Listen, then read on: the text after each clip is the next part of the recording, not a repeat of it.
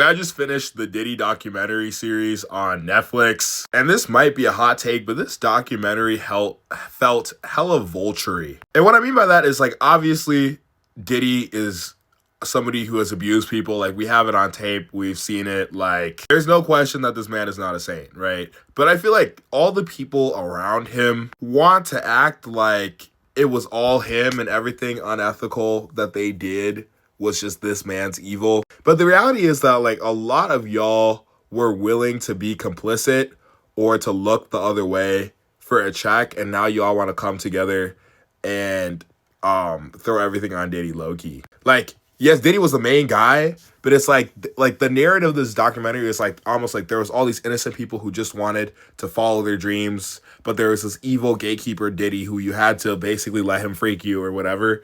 But it's like, no, you really didn't. Like, Cassie, and it's like people make you sound victim blaming when you say this. And I'm not, like, Diddy is responsible for his actions. Like, I'm not blaming, like, his victims for his actions.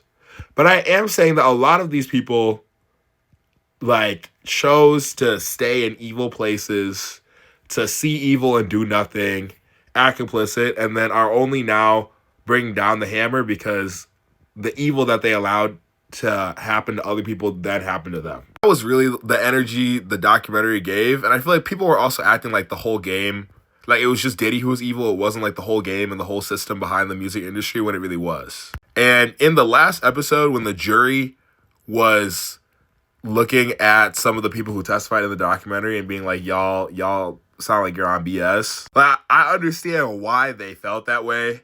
And even though, like, I definitely think the jury was overly sympathetic to Diddy, at the same time, I do understand why they were sympathizing with him, because the way that these people were coming together, it gives off a very self-interested energy. Like, this documentary doesn't feel objective.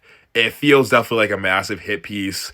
It's literally being executive directed by, like, one of his biggest haters. Like, it doesn't feel detached. It feels very attached and just, like, crashing this man's reputation. And the moral of the story is, like, yes, again, to repeat, like, the victims are not responsible for Diddy's actions, but they are responsible for their own actions. And I feel like a lot of times when it's, like, they push this one big man, evil man at the top narrative, when there was evil all the way down and they were complicit and they were going and doing crazy stuff for money. And I also don't think that there's this underlying narrative that's like, well, I had to do this to follow my dreams. Like your dreams are not worth being complicit in sexual abuse or assault or hyper degradation.